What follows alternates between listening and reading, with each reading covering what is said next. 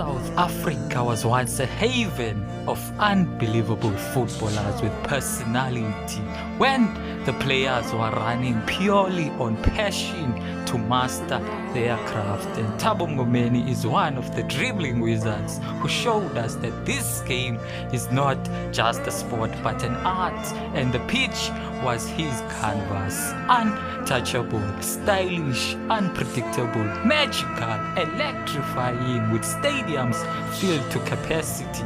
You simply had to be there. Mngomeni, in his element, outplayed some of the greats with his unique style. A player so good they modeled an anime character after him in the Super Strikers called Dancing Rasta. This was freedom of expression manifested on a football pitch. A player that can do anything with his back heel, from line-breaking passes, no-look pass, creating chances, and it does not end there. He scored one of the best goals that I have ever seen, a scorpion kick with his back heel. The ability to improvise on a ball that took a deflection, quick thinking, adjust your body and pull this off is out of this world, and he did it again, executing an overhead kick. This is a player that comes once in a millennium, one of the best entertainers the game has ever seen.